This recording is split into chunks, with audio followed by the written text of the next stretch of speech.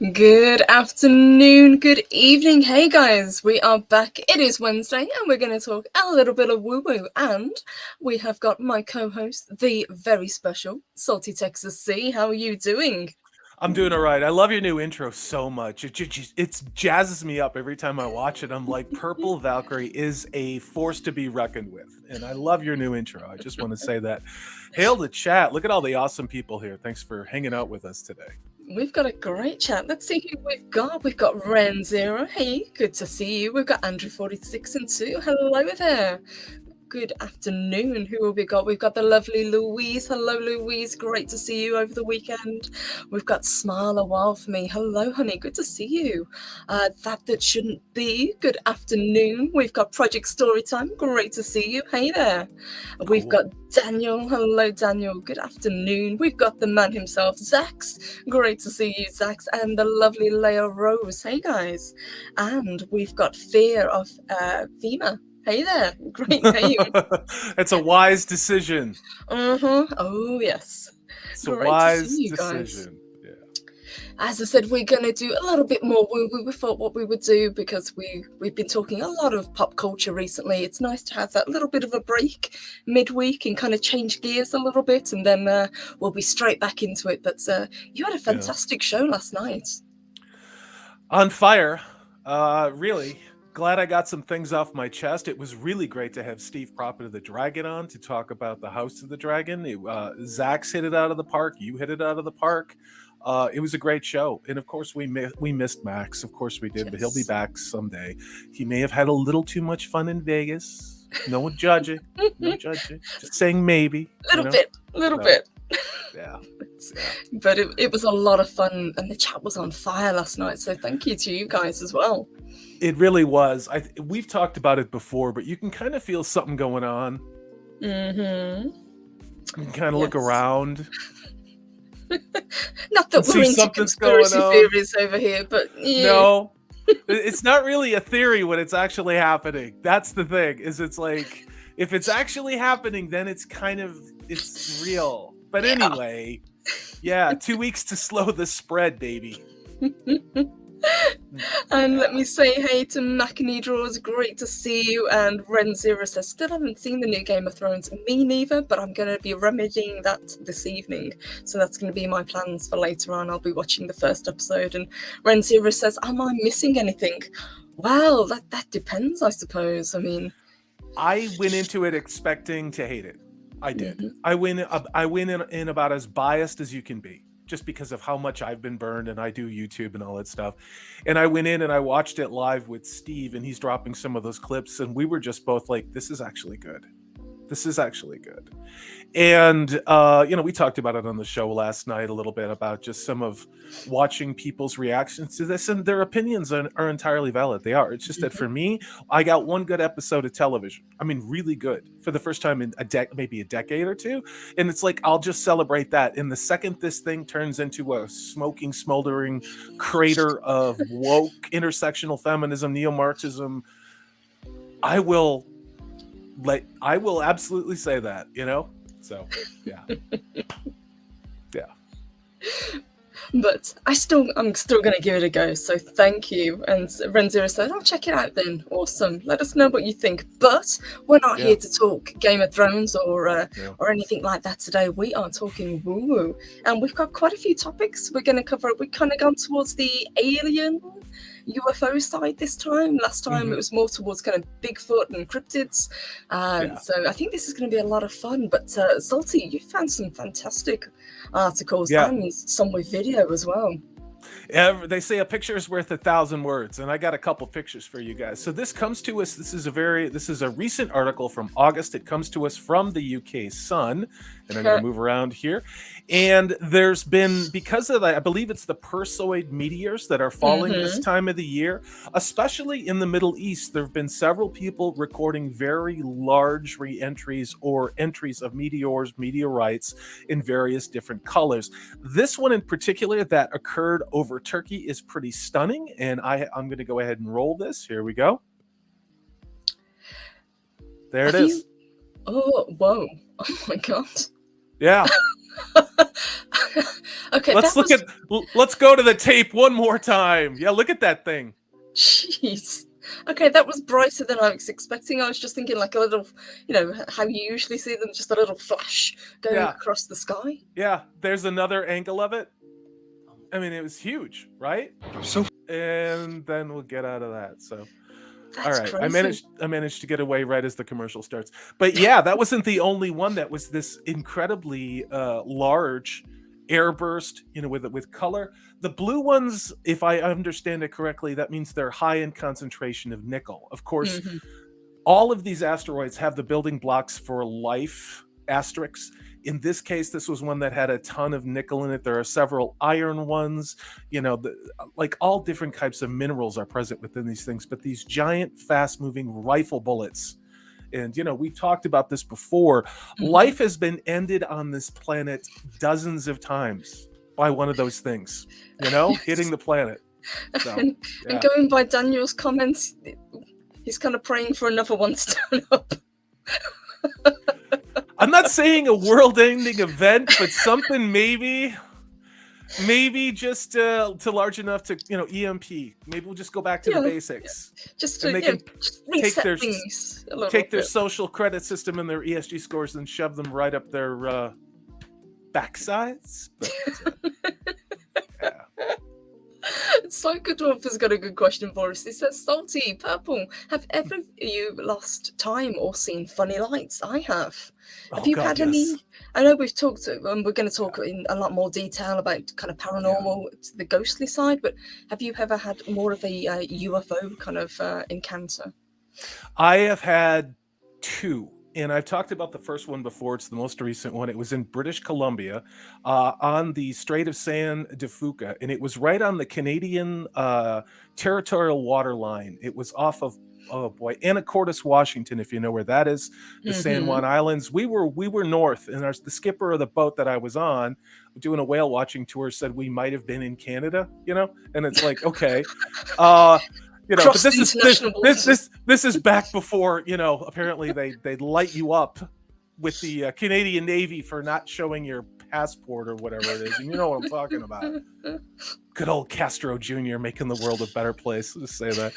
But no, to answer your question, yeah, I saw something that still to this day, I don't know what it was. It was a stationary object in the sky. It looked like the old Skylab from the 70s. It looked like a structure that was built in the sky, perfectly stationary with no means of propulsion, just in very, very still. Just and it was the there.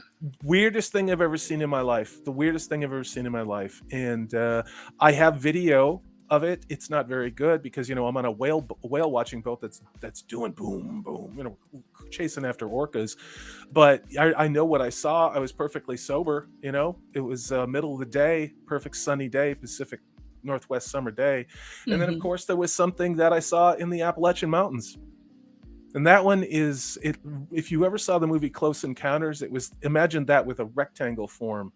And this is before they built the highway between Asheville, North Carolina, and Johnson City. Used to be a little 2-lane road, middle of nowhere. Lost some time there too. And it happened to my brother.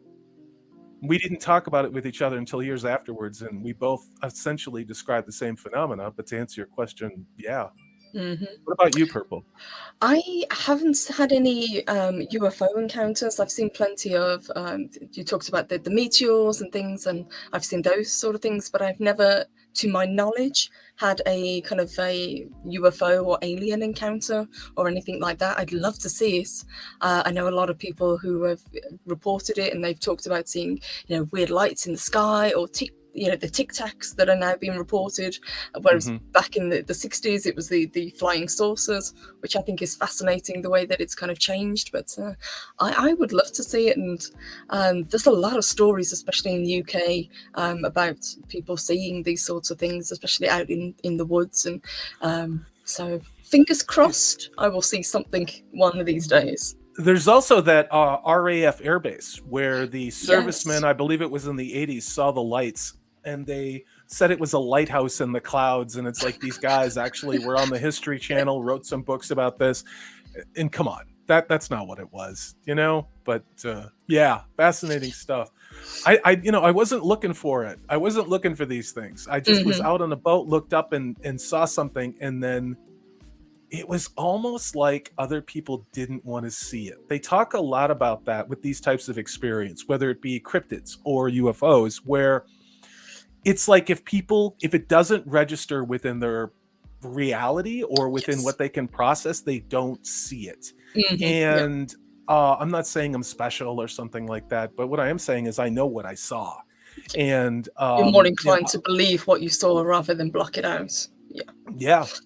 Yeah, there's a lot of that going on. Remember 2 weeks to slow the spread? We're going to keep coming back to that, guys, because they're in front of you, right there in front of you. Anyway, sorry, I have another thing about meteors if you want to look at meteors and not get your channel shut down because I'm speaking the truth, but it's all good. Captain Spire's got a great comment as well. Good to see you, Captain Spire says, Purple Valkyrie, we say there must be aliens because of all the UFOs we see. We can't believe that humans have the capacity to invent and create because we associate human morality to the tech. Yes. I haven't seen a lot of human morality with technology recently. And I'm not being contrary to you, Captain Spire, at all. I'm just saying, look at some of the headlines. Putting chips in kids. Reprogramming DNA. These are some fascinating topics that I think these are one I'm probably going to have to do as a member stream. So, guys, if you want us to talk a little bit more in depth about these things, let us know, because I love these sort of topics. And I have a second channel just for this. I just haven't had time to go down that road. But I figured, while we still have electricity running...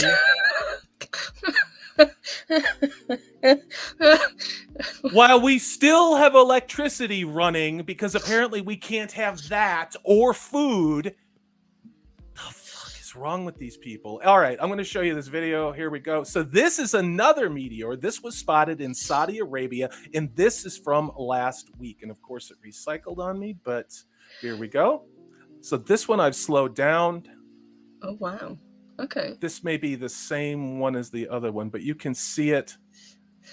Yes, it's kind of fascinating the way it, as you say, when it goes into re-entry, that flash of green.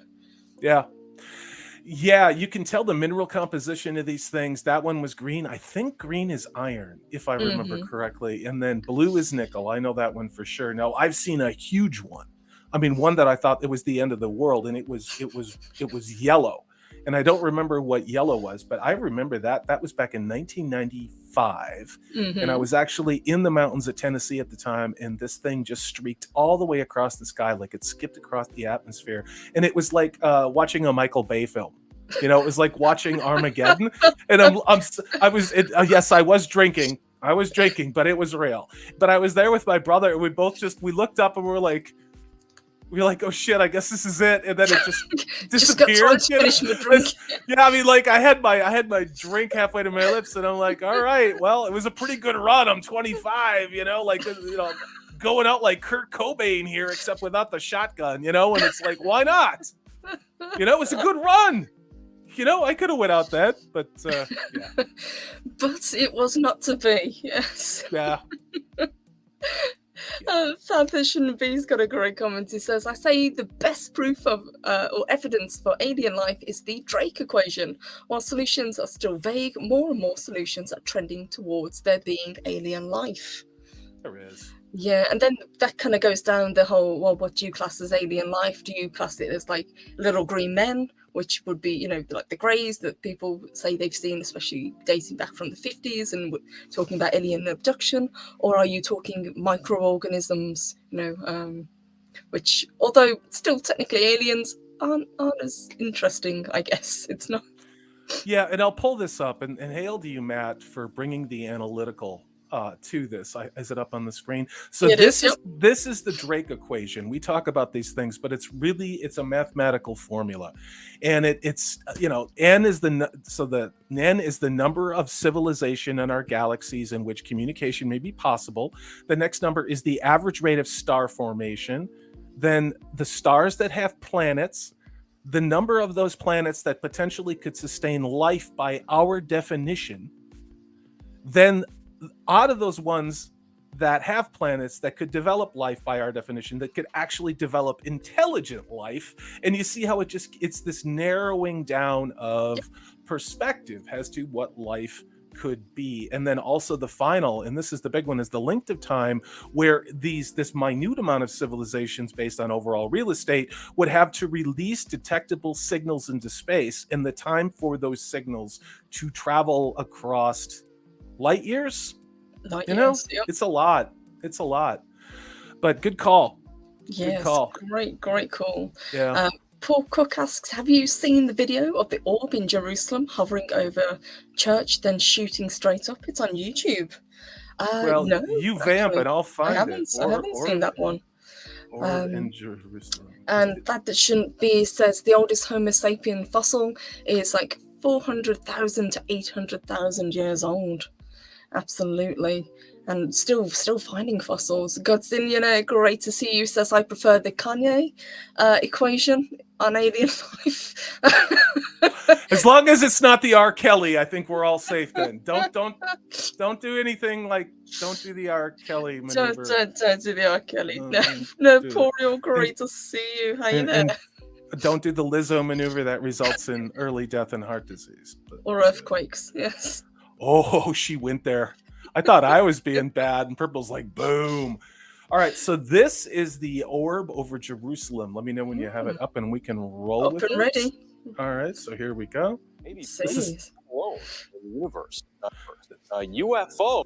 There it is. I'm gonna this talking head guy. So this, in the form of a bright light, is seen descending over the dome of the rock in Jerusalem. The video is said to be taken over the weekend. Then suddenly the light shoots up into the sky. Holy cow! There it goes. Yeah. Appears to show the light doing the same thing. Those clips have gone viral now. That's pretty weird. I have not seen that. So that was from 11 years ago. Thank you for sharing that out. I don't know what the hell that is. No, I'd like to. I might, after the show, do a little bit more research on that and see, was it a hoax or did people actually have any other video footage of it? And some of these sites, like so many other sites around the world, were built on the sites of other civilizations, of other temples, of other things that we do not understand what the hell they were. And we don't know what some of the things described in Judaic, in biblical, in Quranic text really mean. We have an interpretation of those things. There are numerous things within the Bible, if you look at it as a piece of literature, that you can analyze and go, they're talking about flying saucers with what is it, Elijah? Look, I believe it's in the, is it the Upanishads with the, the Vimana flying around shooting lasers?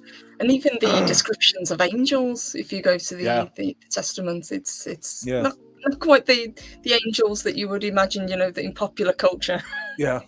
Yeah, and again, if you strip away the biases we all seem to have about religion, organized religion, and in some cases rightfully so, but understand that, imagine if we saw something alien and we had no idea how to describe it to people. We would, of course, relate it to what was familiar to us.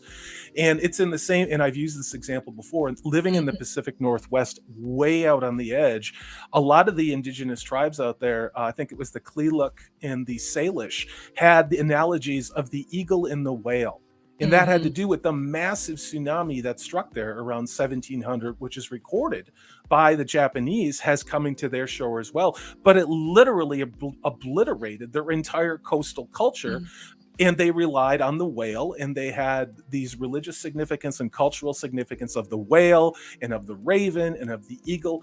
But the whale was this massive wave that came in and killed all these tribes. And then the eagle was the one that brought the sun back and dried everything out. It was just a form of analogy to explain something which was completely unexplainable. Yes, something that was an absolute catastrophe for them. And all cultures around the world have stories of floods or apocalyptic ending floods. It is fascinating to go into. Yeah, we're not worrying about that. Instead, we're going to eat bugs, and we're all going to get shipped, and we're going to have 36 genders. I have one of these days when I'm like, are they doing this because they found things with that goddamn Hadron Collider? which they've now increased the power to, I think it's at 4 to 6 times the original power, because they're so desperate to tear a hole in time-space and get to whatever other dimension is on the other side. Yes, it does beg the question, what exactly are they looking for? And it was only in the last couple of weeks that this has actually happened, hasn't it? That they've actually cranked up the power. So if you've noticed anything weird going on in the past couple of weeks, or things just seem a little bit off, go blame the Hadron Collider. Finding it hard to focus, forgetting things you're in the middle of. You know, I've talked to a bunch of different people about that. Now, it's also an outcome of adrenal overload from constant stress. All of the things that are going on in the world, which nobody seems to be able to fix. And oh my God, and all this other bullshit. But at the same point, they got plenty of money and plenty of power to light up that super collider there in Europe. And they're going to build a bigger one. There's another one that's going to come out, surprisingly, in 2030. Interesting. That's 10 times the power of the one they have now. What is so important that they don't talk about? And Mr. Butsy says, my sleep schedule is all screwy. Now I know why. Exactly. There's and a lot Gun of people Bunny, like that. hey honey. She says, so the collider's the problem. The collider's, I don't think it's helping. Yeah, I'd say it's been a problem for quite a long time. Yeah. People have made jokes about how the world kind of went to shit when that thing was turned on. I'm not saying it's the only reason, but I'm just saying everybody seemed to ramp up the plans to get rid of us around the time they turned this damn thing on. So I don't know what they're getting out of it. You know, I don't think it's going to end well for them. Yeah, and I'm talking to you, Billy G. You know, we'll see how that one works out. You know, they'll eat your brain last. Yeah. And Ren Zero says, if the collider did rip a hole in space-time, we would probably be dead in that very instant. Yes. It's true. It's true.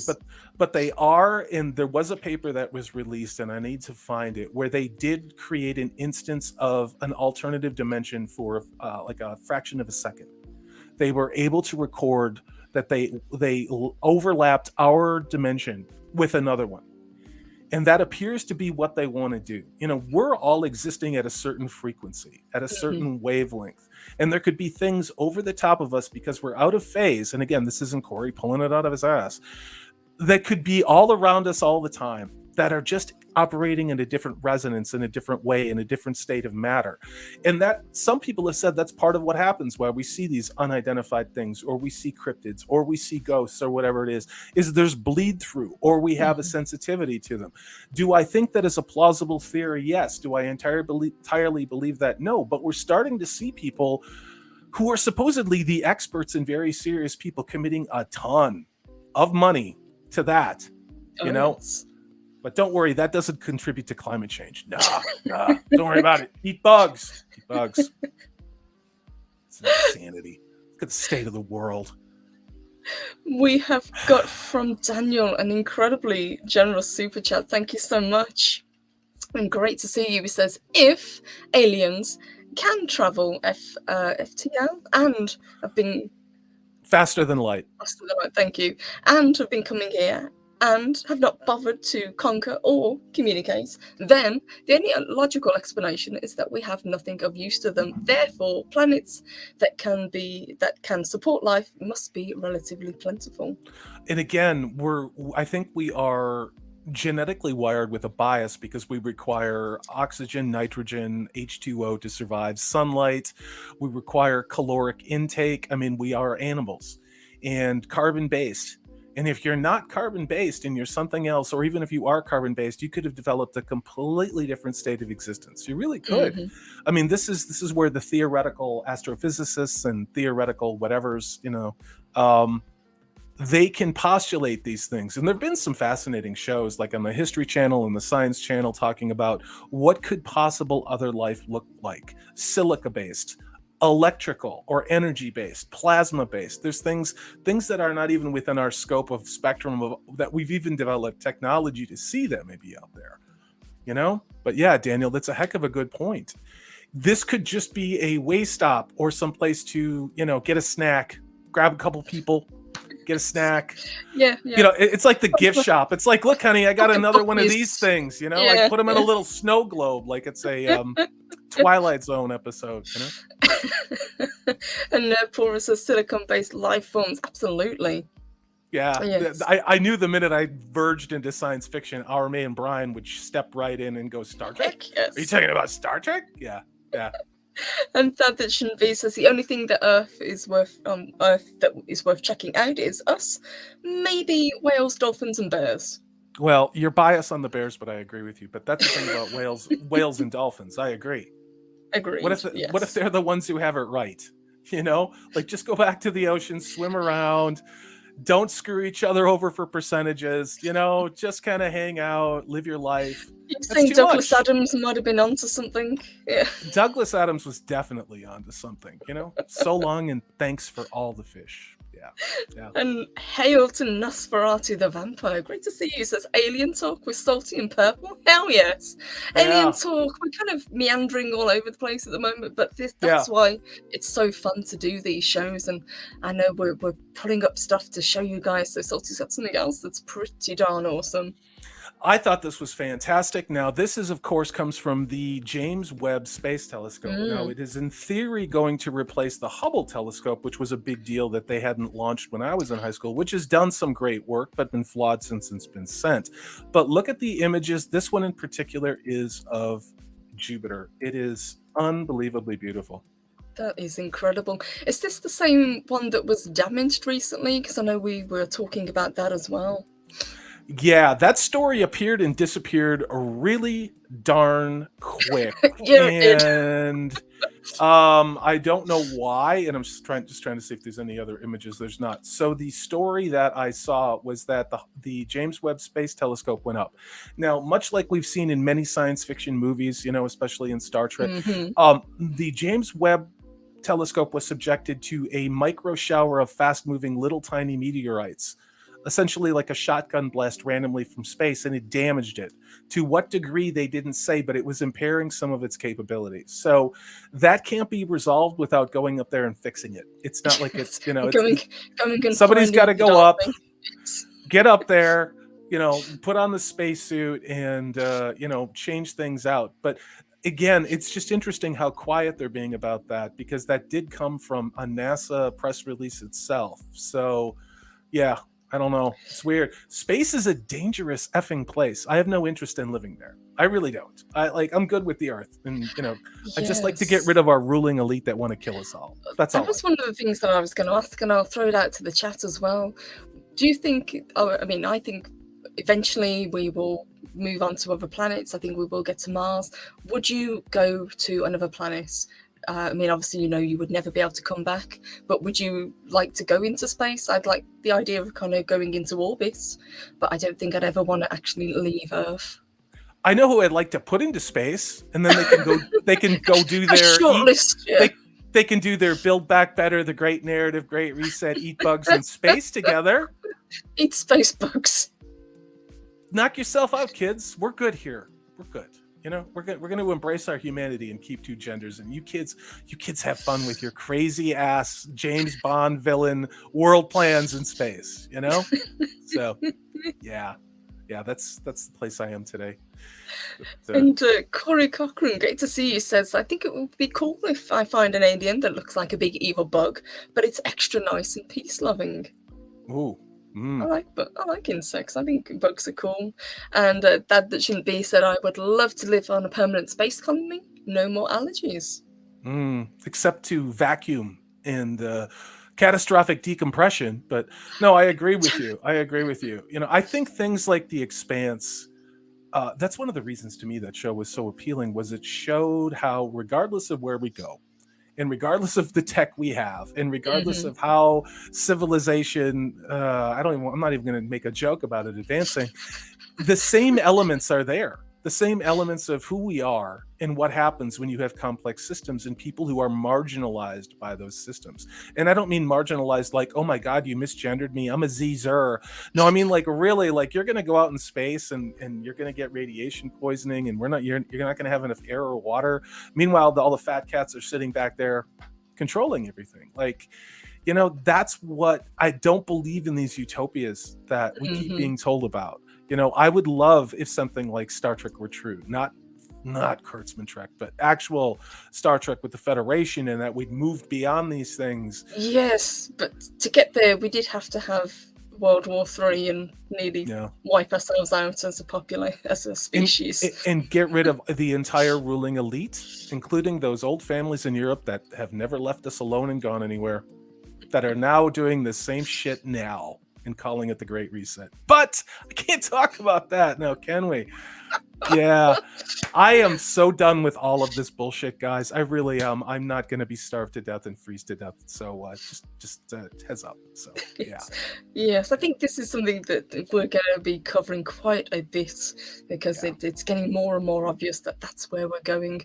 Paul Cook says, I think it was something like a 0.5 millimeter hole, and it hasn't actually affected the telescope.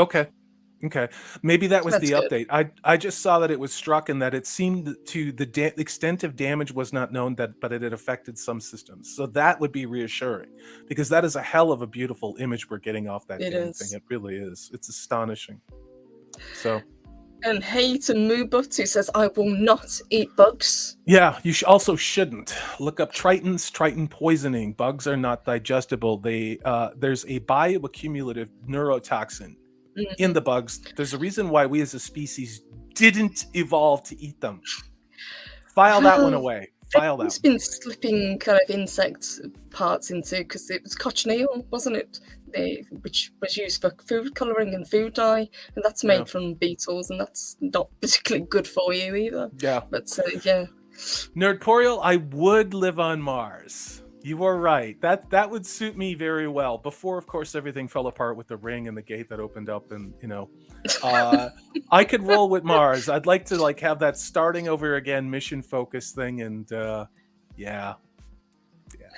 work for me. As opposed to being, they showed you the future in The Expanse, didn't they? Everybody's on government assistance, and there's no opportunity for anybody, and everything's flooded because of climate change, and it's like, kiss my ass, seriously. Just fuck right off, all this stuff, you know what I mean? Sorry, it's not my channel, I can't do that. It's true, you are correct. Honey and comb, and honey is actually one of the only natural, this is true, one of the only natural antibiotics that are used in medicine, and this is true. If there's something called MERS, and MERS is it's a terrible sort of an infection that has been the result of overuse of conventional antibiotics. And one of the only things, once you get that, it's essentially you will rot away because there's no way to treat it. But use of honey, and not honey from Brazil loaded with pesticides and all the other stuff, but actual organic honey.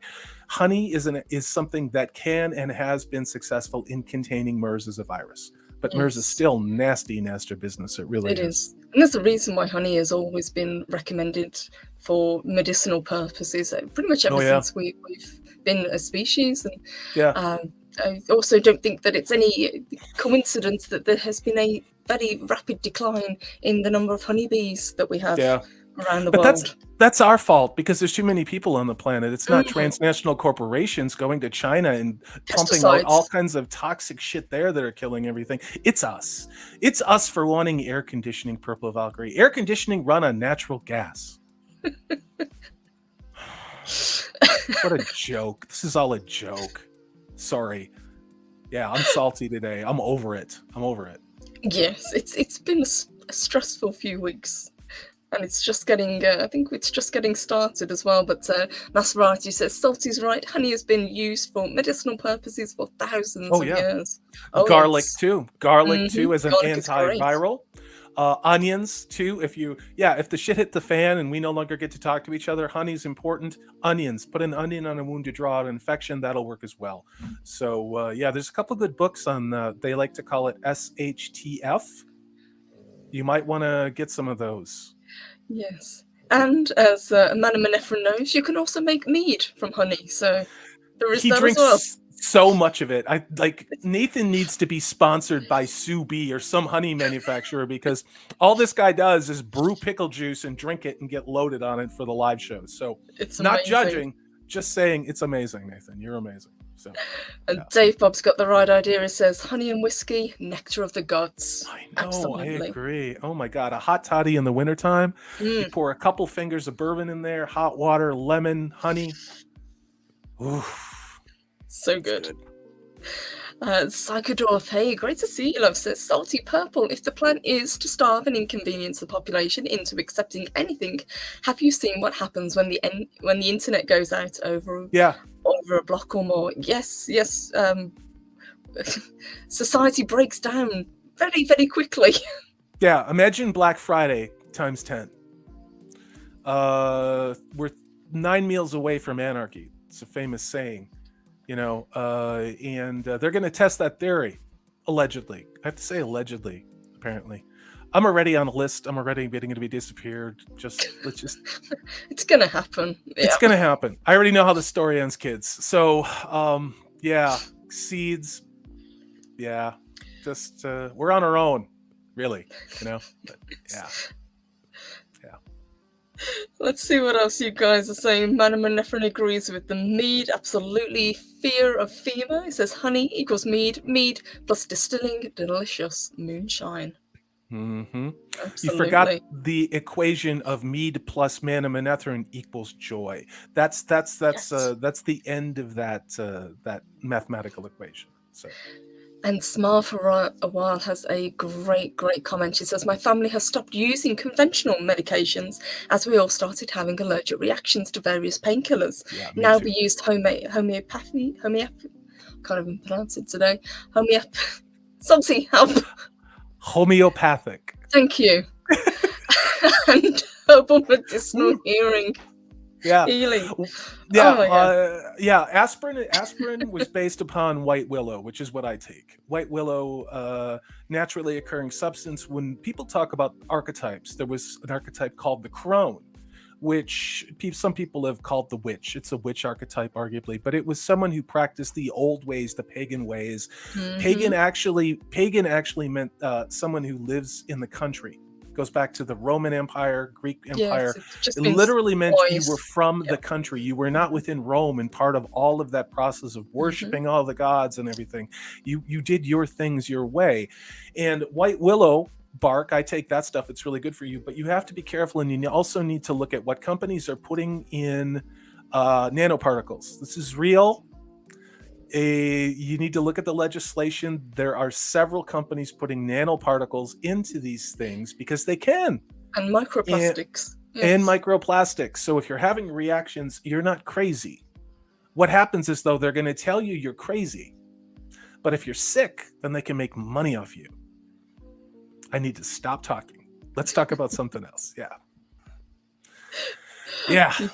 You guys are on fire today. We've got some fantastic comments, and it seems like a lot of people are very much on board with what we're saying. So thank you, guys. You guys tell me. Purple and I talk about this every day. What is going on? What is and I don't need to make up drama. All I do is read the news. I look at the inflation in the UK. They're now telling you in Germany and France that you guys are going to freeze to death and to buy food months in advance and buy your Christmas presents now. We've been said that it might be having blackouts come January in the UK. We haven't had blackouts, rolling blackouts since the 1970s. Yeah. It's occurring all over the globe, and it's synchronized. And never before in human history has there been a collective decision by unelected people to de-evolve economies and to de-evolve the lifestyle and the natural flow of human evolution. And that is exactly what is happening. We are witnessing something, and we are living through something, regretfully, that has never been done before. And I'm sure they've gamed it out, but I think you can tell how this story ends. It does not end well for us. If we know that, we have decisions. Yes. So, I would always say learning to be self-sufficient is never a bad route to go down. Learning some extra skills, doing some reading, I think, and definitely question everything. That would be my recommendation. Yeah, so I'm going to go to another article before Joe Biden's police come and take me away, because I'm got wrong think, and my carbon footprint is too big, and I misgendered somebody, and I didn't like Star Wars: The Last Jedi, and I'm a toxic white male. Yes, Sorry. had a little bit too much to think there, Salty. Yes. Just before I pull that up, let me say again, thank you to Daniel. He says, in Puerto Rico, a couple of years ago, after that hurricane, they couldn't find a new governor after the existing one resigned. Things were so bad. Well, once structure breaks down, that's pretty much what happens. Yeah. Once anarchy takes hold, and you guys have seen it over the summer of mostly peaceful Seattle. protesting. Yeah, I was there. Yeah. Yeah, it doesn't take much to set people off. Yeah, and there seems to be in a generation that likes to LARP, that likes to put on block black and run around and go burning stuff down and say they're oppressed and spray paint things and think that they're badass while live streaming themselves. And it's like, let me tell you what the power structure thinks of you and what's going to happen with you the moment the useful idiots like you are no longer needed. What I found really interesting was this little U-turn just to get me not investigated by the January 6th committee or whatever other horse shit they're going to make up. This was a mysterious vampire slayer kit that sold at auction in July in the UK for $16,000. I had no idea this existed. So look at this thing. This thing is incredible. I want this for Christmas. Hint, hint, hint. It's a kit with everything you need to slay a vampire, from holy water to the all-important wooden stake. So this was in July. An auctioneer went home to be well prepared to face an encounter with the dead. He bought this. It went for 16,000 American 13,000 pounds. It went for 6 times the estimated auction price. That is incredible. And I've seen these kits, or at least heard of these kits before. They do show up kind of periodically. I think they were very popular, especially kind of around the Victorian times. But can you imagine having one of these on your shelf? What a talking piece. So this belonged to a historical figure. This kit belonged to Lord Hailey sometime between 1872, or he lived from 1872 to 1969, and he was a British aristocrat and an administrator for colonial India. If I've triggered you, I don't care. It's unclear whether he actually hoped the kit would ward him off vampires, or whether he, like the kit's most recent buyer, bought it out of fascination. Mm-hmm. So yeah, it's fascinating. Whoever bought it, and if they didn't buy it as a kind of just a talking piece, I really like the kind of prepper mentality that's going on, just in case, cover all bases, including vampires. No offense to Nosferatu, we love you, honey. We do.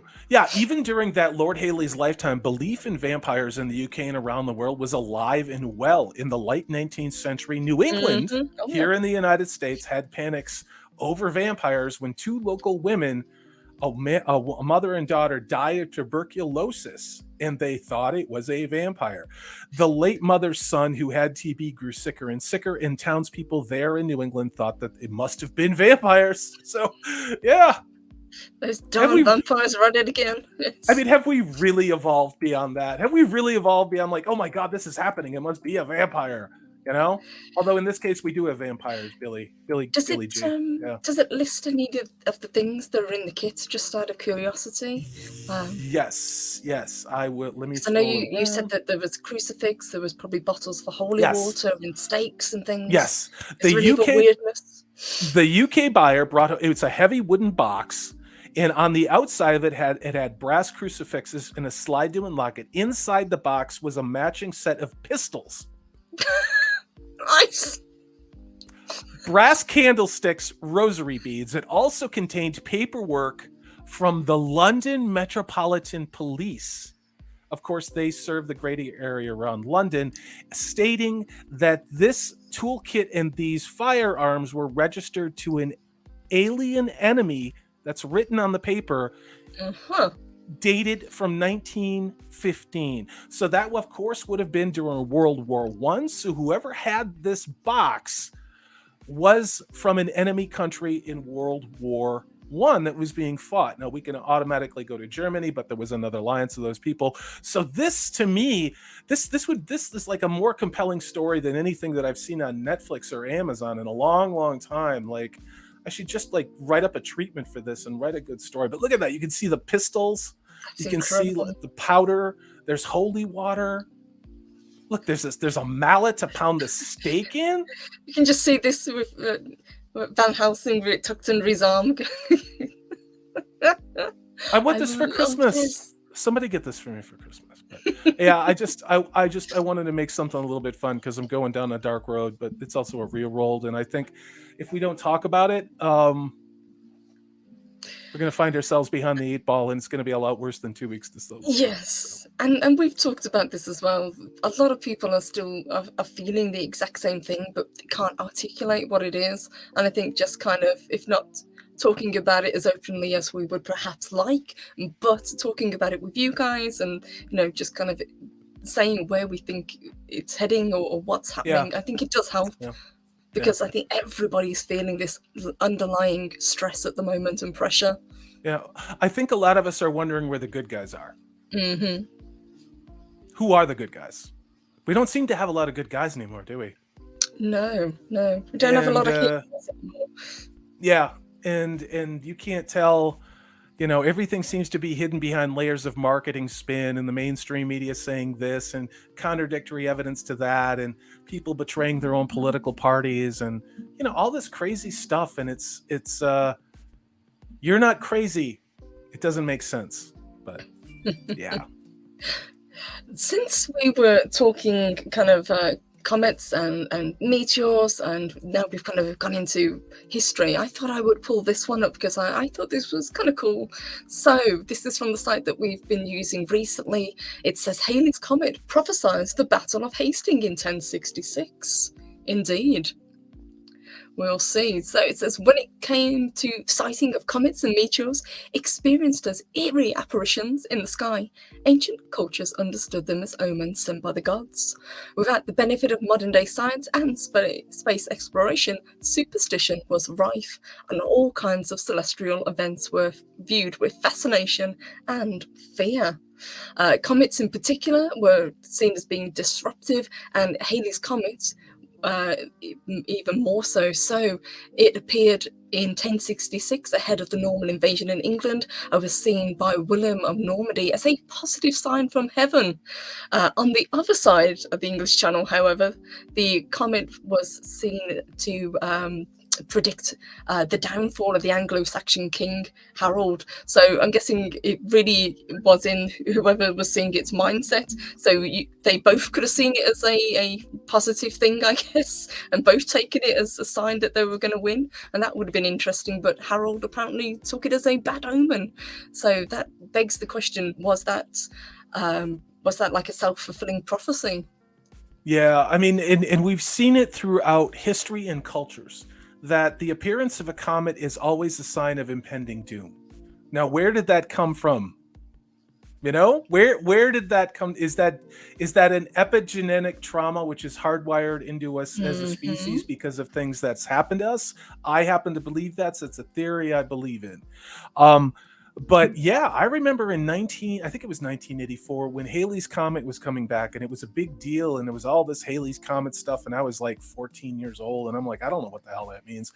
And they had all of these documentaries and specials, and they showed the panics that Halley's Comet caused. I think it's on a 76 or 75 year rotation, but that how much it caused before electric light, before we had deep industrialization and electrification of our cities. So people would look outside and it would be super bright. It would be brighter than a full moon, in this mass of meteor in the sky for days. You could see it during the daylight hours. That's got to be creepy and weird. Imagine looking up and seeing something like that. Yes, that would freak most of the population out, because they, as it says, and as Zelty correctly said, they would not know what the heck this thing is. But it does go on to say scientists believe that Halley's Comet has been around for around 200,000 years. Scholars have identified many of its apparitions within the historic archives around the world. One 2010 article in the Journal of Cosmology argued that the ancient Greeks were the first to have recorded seeing Halley's Comet in 466 BC, even though most academics believe the comet was first recorded by the Han Dynasty astronomers in 239 BC. There's another advanced civilization that just kind of disappeared. And I'm not saying they had lasers and spaceships, but they were highly advanced. And China, we have to do a show about that, how advanced and how wealthy they were thanks to the Silk Roads. They actually built some of the largest wooden sailing ships ever created in human history. Much bigger than what they were doing in Western Europe. The Spanish, the Portuguese, the English, those that we think about being great mariners. The Chinese ships were 4 or 5 times that size, and with rigging and sails.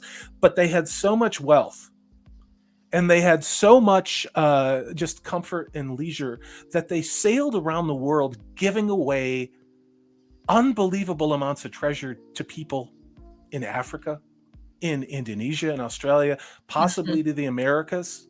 I do believe they came to America, but and then they just kind of disappeared. They just kind of disappeared. One day they got a new emperor who just decided, he said, we're closing off China from the rest of the world. Again, we know that this happened, but we don't know the events that led to that. Just like what happened 11,600 years ago, where about the same time that the Perseid meteor showers started, that we see the remnants of, something slammed into the ice caps of North America and caused a catastrophic event, which caused the 2-mile thick glaciers to melt within a matter of days, flooding North America and destroying, wiping out all the megafauna, which was not hunted to extinction by dudes with sticks. God, I hate that. And Cavagenio Cabramonche agrees. He said, I think there was a huge crater in southwest US that could have been a source of fear of a few comets. Absolutely. Yeah. And we've covered that quite extensively when we talked about Utah. Yeah. Not only that, but look at the Greenland ice cores. You guys want to have fun? Go look at the Greenland ice core samples. And yeah, you want to talk about climate change? Go look at the Iceland green cores and look at what the temperature of the planet has been and how it's fluctuated without people for 20,000 years.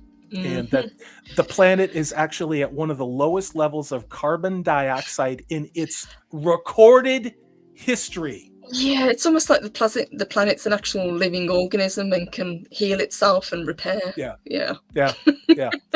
The big megafauna that we had when the dinosaurs were around with the giant trees and everything like that, the stuff we all saw as kids in history books and stuff, that's because we had a very carbon dioxide rich environment, because you know what? It's a key to photosynthesis, which allows plants to grow. But I'm probably going to go to climate denier prison for that. Again, wrong thing indeed. And I just wanted to pull this picture up because somebody mentioned it in the chat, and you're absolutely right. The comet was actually put into the Bayeux tapestry, and I've seen this tapestry. It's incredible. But you're absolutely right. There's old Harold looking incredibly worried. Hey, now that he's taken this as a bad sign, really should have, had a little bit more of a positive mindset, perhaps, and he wouldn't have lost. That's it. It is fascinating. So I don't know whether it's more that it predicted that he was going to lose, or because he saw this, he became convinced that it was a bad sign. I think it's a little bit more, in this case at least, mind over matter, and it was a self-fulfilling prophecy. It was.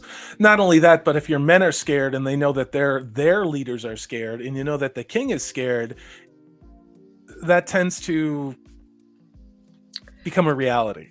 Yes. Again, it's that ripple effect throughout the population. Yes. Yeah. Dave, Bob, you and I are probably going to share a cell. And, we'll literally, you guys think I'm kidding? Look at what Canada's doing. Look who Canada just hired. Look at the facility they're building to hold 50,000 people in violation of, because of climate. Re-education camps. Yes. And Max, relax, you're not alone, sweetheart. we're all here with you. It's good to see you. And Psychodorf, you are absolutely right. There used to be hippos in the Thames. Yes. Yep. We really, I have avoided covering Randall Carlson and Graham Hancock's work because I don't feel like I'm going to do it justice. But I do think I need to cover that, and we need to start going through and looking at the evidence that I keep referring to. Yes. I say it every time we do this, but go look for the Randall Carlson podcasts with Joe Rogan, also the Graham Hancock podcast with Joe Rogan. And go to the earliest ones because it's really important, because he shows the sample data from the Greenland ice cores. Yes. Which shows you exactly what the climate of this planet was and how it's fluctuated over time, and what has happened since, I don't know, 10,000 years ago. The changes that they say we're having are absolutely inconsequential. You gotta see these graphs. Once you understand that, and eating bugs, and your electricity bill's going up $600, and too many people on a planet, right? Too many people on a planet. Once you realize that there is a pattern to this and it comes in waves, it kind of puts it into perspective. But I would highly recommend what Salty was talking about. We've listened to a few, and I'd actually really love to cover some of the megafauna, because they are fascinating. The diversity and just some of these creatures that we had, and I wish we still had everything from gigantic sloths to mammoths to just bizarre creatures. It is fascinating and very, very interesting that they just disappeared, and the reasons that people gave for them are clearly not the correct ones. Do you know why? Because they said there were too many people on a planet during the last ice age. We hunted them to death. Exactly. That's literally what they're saying. Yeah. You know what else? They said there were too many people on a planet? The 12th century. In the 15th century, in the 17th century, in the 1920s, there were too many people on the planet. In the 1970s, they predicted by 1995, the world would have fallen apart. We would have run out of oil. We would have run out of gas. We would be all cannibals now. Also in the 70s, they taught it when I was in elementary school, that the planet was going into an ice age, and guess what? We actually are. And so what you've been, global warming, remember that chestnut from good old Ali Gore? Didn't work out so well. Now it became climate change. Now it's climate chaos. Now they don't give a shit. They don't give a shit to even try and convince us what they're saying is real. They're just doing it anyway. Agreed. And Dave Bob says, one massive volcanic eruption puts more greenhouse gases into the atmosphere than humans have since humans have been around. Absolutely. Bingo. And anyone who has been watching what's going on in Iceland at the moment will know that they are having a lot of very beautiful volcanic eruptions. Yeah. Because that's what Iceland does. It's a active volcano. Yeah, and the sun also figures into this greatly, which is something which is entirely conspicuously absent from the data that they talk about. The sun goes through solar cycle periods. It really does. But, that doesn't fit the narrative, guys. I'd also love to cover Antarctica and what that used to look like, because that is very, very fascinating, that it used to be not covered in ice but was actually tropical, and some of the maps that have been found are fascinating. So I think that's another great thing that we can talk about for these woo-woo shows. You're muted, Salty. I said, of course, I didn't turn my camera off, so you guys got to see me. So this is one of the books, Magicians of the Gods. I'm not saying this guy has everything nailed down, but I'd look for that. And then this is especially fascinating. Look at all of the archaeological evidence that's been unearthed to show about Graham Hancock and civilizations that existed in the Americas long before they said there was the Bering Strait land bridge. So, Yes, I think that is going to be a really interesting topic to cover. But before we kind of wind down, today's one of the other ones I wanted to talk about, because, we started talking about aliens, is to kind of swing back around, and I love petroglyphs. I find them fascinating, and this is one of the ones that has been talked about recently. So this comes from August 6th of this year. It says, alien petroglyphs of Chile's Valle de Encanto. So the Enchanted Valley is one of the most well-known rock art sites in Chile, home to a varied set of petroglyphs, pictographs, and so-called cup-marked stones. These archaeological remains have been attributed to the El Mole culture from 2,300 years ago. However, this author argues that these puzzling petroglyphs date back far earlier than that era and are actually part of a lithic library recording the visits of aliens to the planet during prehistoric times. I find the latter more plausible Mm-hmm. for a whole lot of reasons. I really do. So, are you a big fan of these kind of petroglyphs and the artwork that you see? Yes. Yeah. Yeah. And the commonality in what they're showing. And a lot of, I mean, again, people interpret what they see through their cultures and through what is recognizable symbology within it. When I referred to the tribes from the Pacific Northwest, they had allegories and they had symbology of what the whale meant, what the raven meant, what the eagle meant. And when you speak in those terms, it would make sense that you would represent it that way. I mean, looking at Egyptian hieroglyphs and Incan hieroglyphs and not only that, but what they found in Göbekli Tepe and the other new tepes that they found, where this symbology seemed to have been a universal language of some sort. You know, that regardless of what culture you came from, you would understand what that meant. And I think we've lost it. I think we've lost it. We've also, it ties back to places like Atlantis, and we've talked about the lost library of Alexandria. We've lost so much information about ourselves as a species. It's incredible. Yeah, I've made this joke before, and other people have as well, is what does the Vatican Library have that we don't have, you know? Oh, yeah. I mean, they're never going to show it to us. You know, how did they just... You know, now we've got this Hadron Collider creating, you know, access points or little flashes of an alternative universe or whatever you want to call it, a different plane of reality. You know, it's just, God knows what we did back then. You know, there's so many things, and we could go down this rabbit hole so far. But again, you know, please listen. If you're not going to read these books, go watch the Joe Rogan Experience with Randall Carlson, the first one that he does. I think it's in the 600s, where he presents his cases. They use photographic evidence. They look at the actual data from the science teams, the actual white papers of the data. They show you the graphs representing oxygen isotopes, carbon isotopes, the average mean temperature of the planet, which was orders of magnitude warmer than it is now, and had been stable like that for years. And it's only been recently that overall the amount of oxygen and carbon on our planet has been radically decreasing. You know? Yeah. It is incredible. And I say, these are the sort of things that we love to talk about. So guys, if you would like us to do a dedicated show about this particular topic, just let us know, because I would love to really kind of do a deep dive into this. Yeah, I would love to talk about this.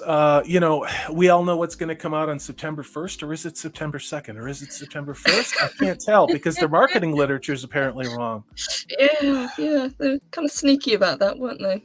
Yeah. I mean, I don't know how many more times we can say that show's going to suck, but I like talking about these things. And I love seeing how you guys in chat are bringing your own ideas, your own enthusiasm. If you don't agree with us, you call us out. I love that. You guys probably know a million more things than I do, and I want to hear about that. Purple does too. We talk about this all the time. And I can't wait to do another show with Zax when Zax is free, because Zax is into the woo-woo too. You know? Yes, he is. So much so. Yes, and we were talking about it last week as well, and I think I am going to do a deep dive with you guys and really talk about supernatural encounters, especially ghosts, because I think that would be fascinating. Yeah, Nosferatu the vampire in chat, what you just said about what happened during WW2 was entirely accurate. And look who they're supporting now. And it's Daniel says, I want to tell my ghost story. I want you to. Yes. We've talked about this. Where if you guys have watched me do the Fire of Fandom videos, I was going to do another fandom, but I was thinking maybe I would do this with the paranormal. I would interview Mm-hmm. people about their paranormal experiences, when it happened, what they saw, what they think, because I think it would be really cool in this fandom to do more than. I mean, we all know She-Hulk sucks. We're going to disagree about the House of the Dragon. Yeah, Rings of Power is probably not going to be good at all. Like, how many, like, let's talk about something else. We can still talk about that, but we can Oh yeah. maybe get your input on what you believe. Do you believe there's aliens? Do you believe that in these things? Have you seen a ghost? All those things. It would be just really cool to do that, and then bring that other dimension besides our nerddom, which is really important. It Maybe into is, this space. absolutely. Yes, it Yeah. is absolutely. And I treat these shows, and I think I mentioned it earlier, it's kind of like a palate cleanser. I love getting to talk about pop culture. It's fun, having it back and forth and speculating, but being able to do research on a particular topic and being able to hear what you guys think and see what you guys think, because we have one of the most intelligent chats. I love seeing your comments because you guys just get it. You do. Yeah. Sorry, I'm just pulling up pictures of. There were ancient civilizations down in Louisiana on the Mississippi Bayou. Irrefutable. The mound builders down there went all the way up the Mississippi to Ohio, where Nathan Amenemhotep is. There's all these things which were skipped over that they never taught us here in the United States about what they meant. They were like roadside attractions. Yeah, ignore those complex astrologically aligned formations, which we've now built a golf course over. Just, believe what's in our textbooks. And I think more and more of us are starting to realize we have not been told at all what the history of this planet really, really is. Not at all. And I would love to do a show about ley lines and standing stones, because that's one of the big things that we have in the UK. I just find this fascinating. I'm going to just play this video, guys, just to see what it's like, because I kind of want to see what's going on with these stones. So let's see what they've got to say. I probably won't play the whole thing, but let's see. Let's see what they've got for us. But these are incredible. I mean, some of the pictures that they've inscribed on them. Yeah, this is already more compelling than the Rings of Power. I absolutely love this, and look at that.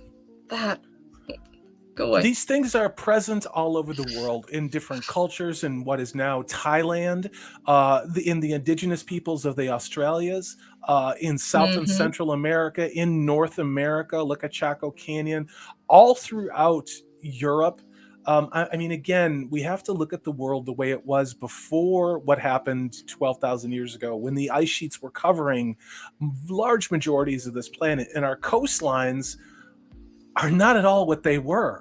Our coastlines were where the continental shelf is. Go look at a globe. Go look at a map. You see how we have our coastlines now?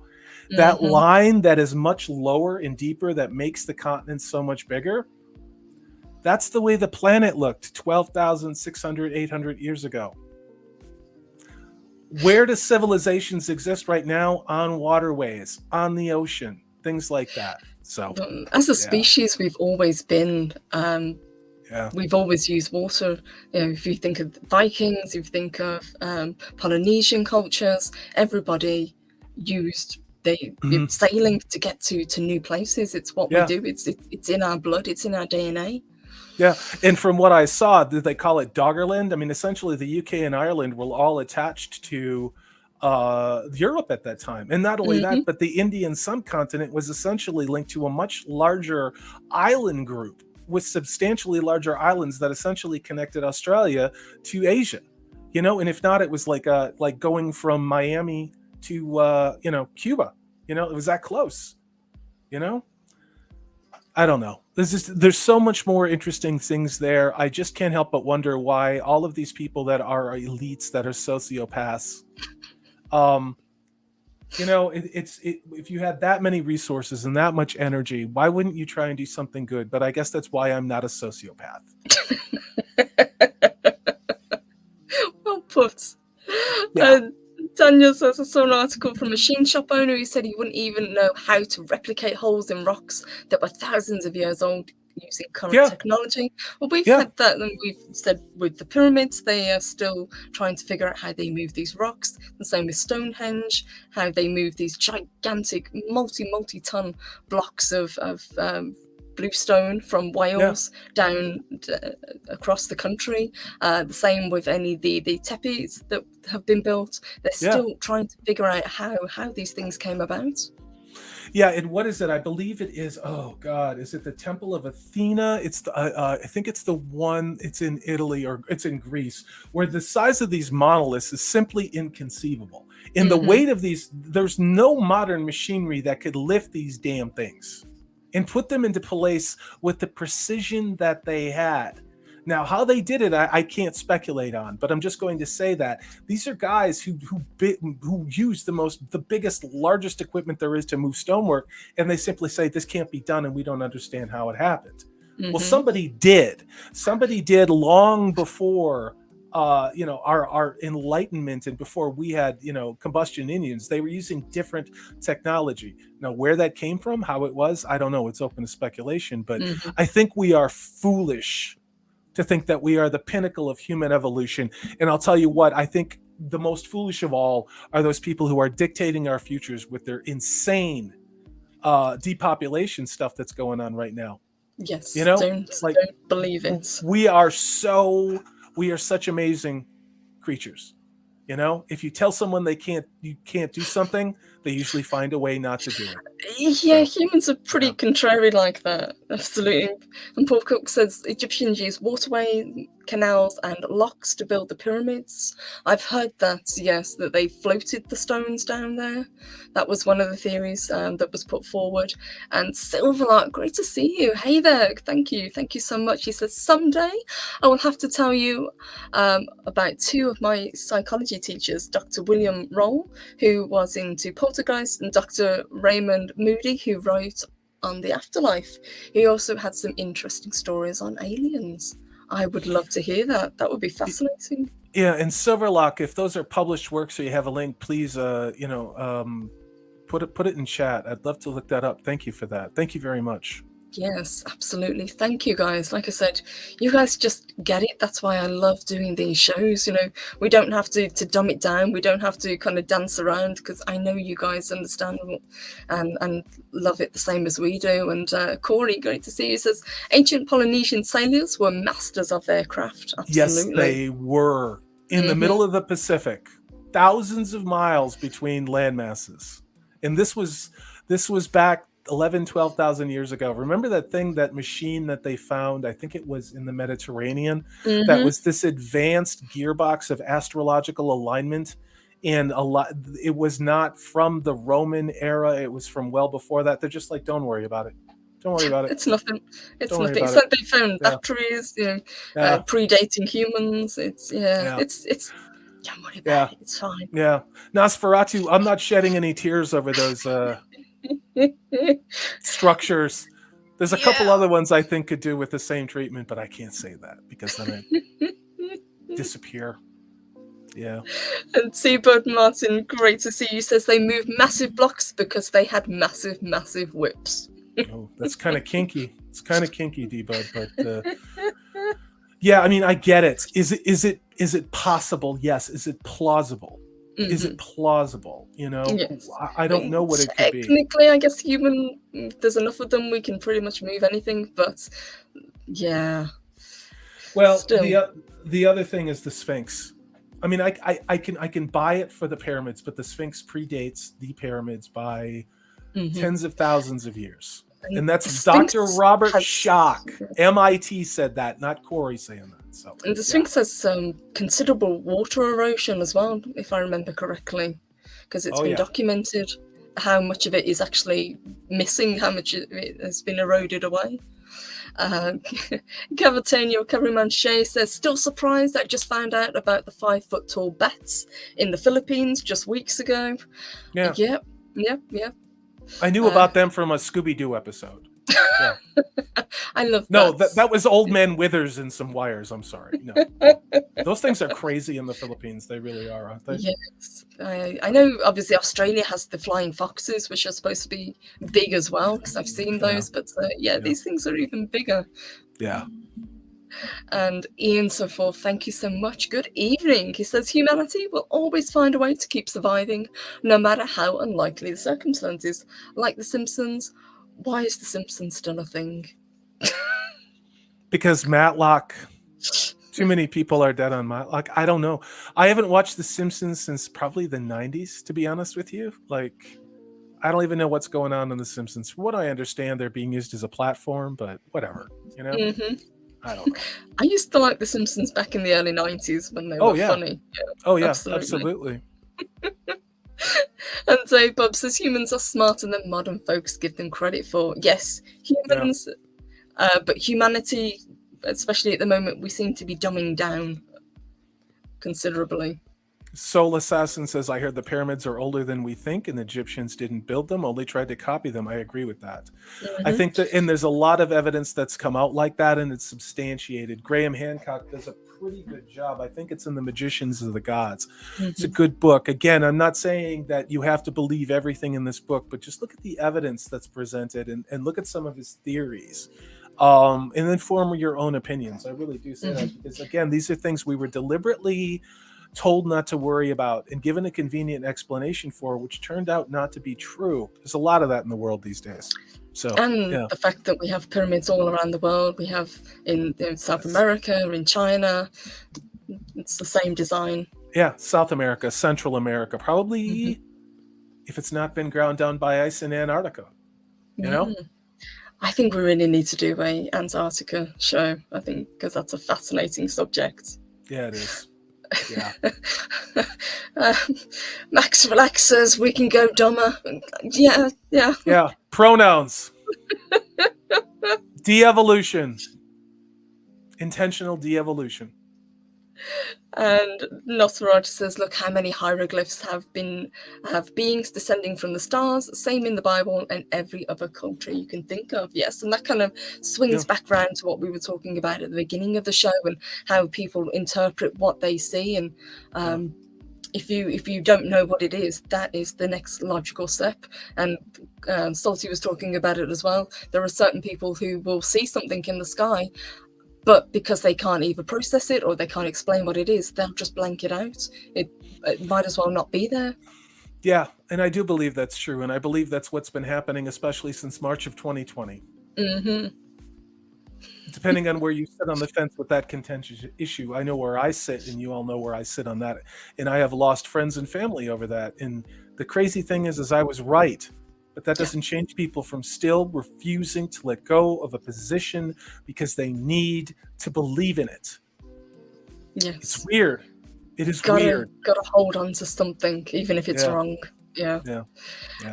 Just before we wind down and let you guys go, Kudor says, Salty Purple, have you seen the guy single-handedly move a barn?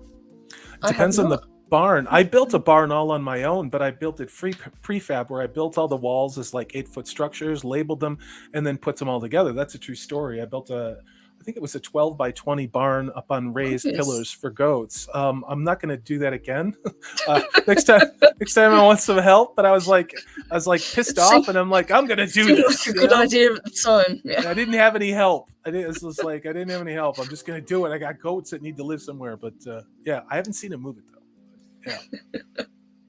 And yes, Caviento. Oh, sorry. Go ahead. Take this one. I was just going to pick up with this one because I can't resist a Discworld nod. It says, Purple. I saw a guy in a dark robe made entirely of bones, but then I realized there was no way he could actually be there. I saw a werewolf down at Trader Vic's. His hair was perfect. I busted up Purple. I did it. Warren Zevon. How? Ooh, Werewolves London. Yeah. How? Was this the one that we were going for? Yes. Sorry. Yes. Yeah, this is true. pay attention to the ingredients on your food. They're doing it a lot more, especially the ones Yes. that are from the transnational corporations. Mm-hmm. They're going to call it insect protein. They started last year with dog food, and that didn't sell very well. So Yes. Yeah, even check dogs the don't want it. labels. Check the labels.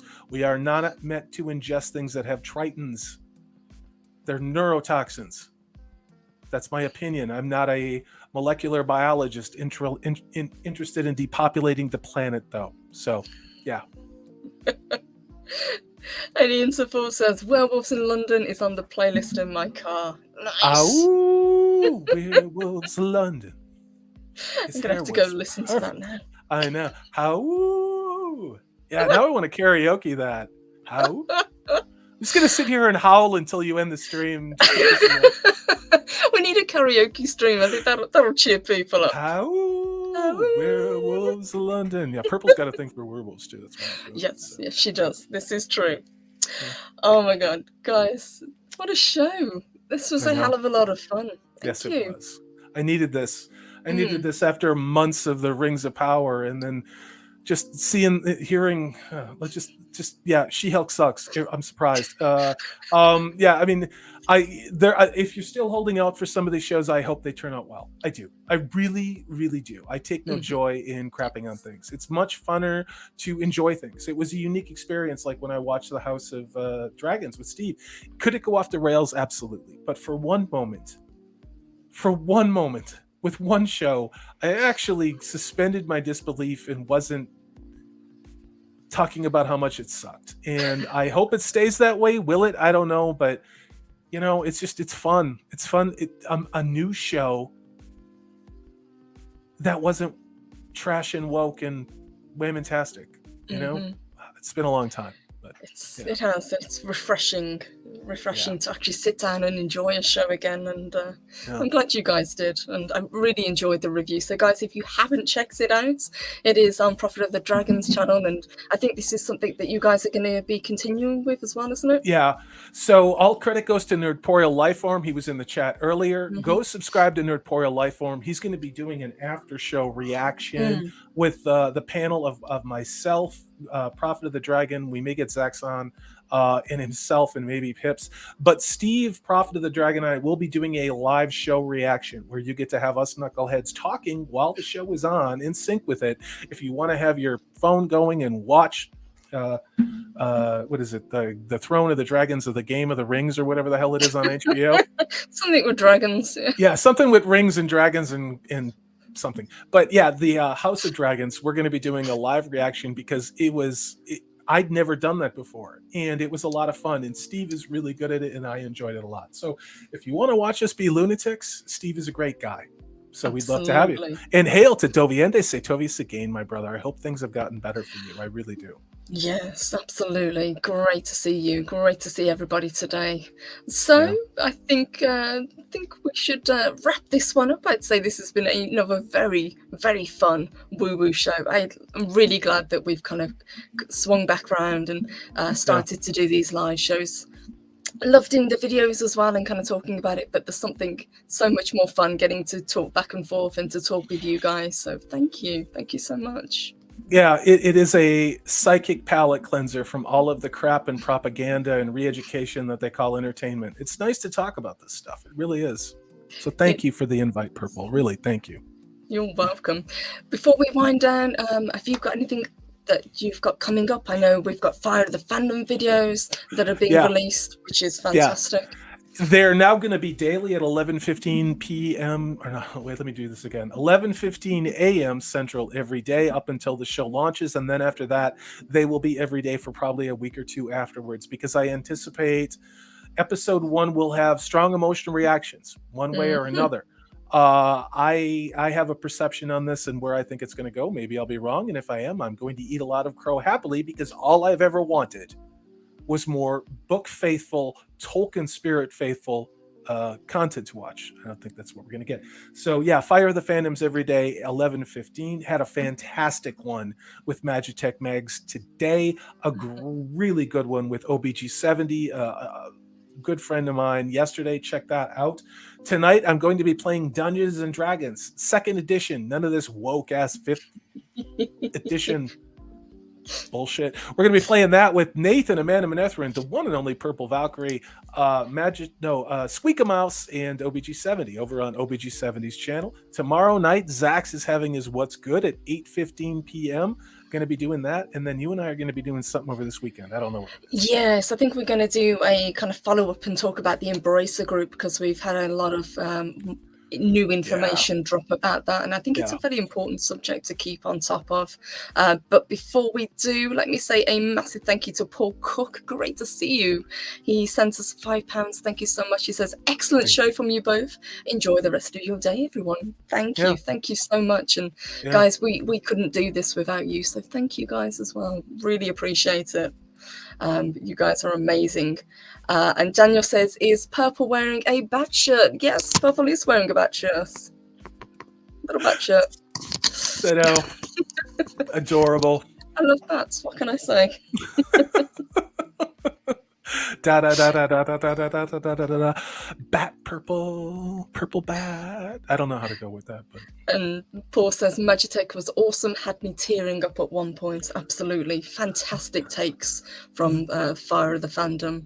There are some really good ones coming from people who sought me out on Twitter. There are people internationally whose English is not their first language, and you are going to be blown away by what they say about how disgusted they are with them changing Tolkien, in inferring that they, in different cultures with different languages, were not able to identify with the amazing humanity that Tolkien wrote characters in.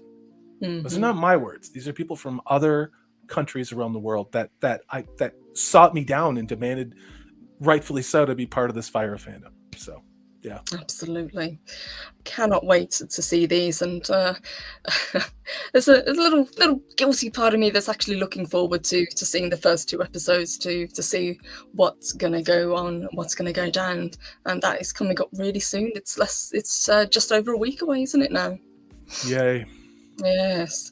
So guys, thank you for joining us today. Thank you, of course, as always, to Salty for being a fantastic co-host and talking woo-woo with me. Love getting to do this. Thank you, everybody who sent super chats today. You guys are amazing, as always. Please check out all of the streams that Salty mentioned earlier. We will be back over the weekend as well to cover the Embracer group and probably a few more stories as well. Yeah, and I just have one more thing to add before we go, which is ow, werewolves of London. Ow. We need that. It's been a long 2022. Indeed. Yeah, we're gonna have to do a karaoke stream now. It's gonna have to happen. Yeah. So guys, thank you so much for being there. Thank you for your comments. You guys are amazing as always. I am going to leave you with the membership outro. It's been updated because we've had some more friends join, so a huge thank you to Salty for creating this. Love it. Absolutely. It's all your idea. It's your music, it's your thinking, it's your style. I just have the technology, so it's all you, Purple. It's all you. Guys, we will see you very, very soon. Until then, take care and thank you. Have a good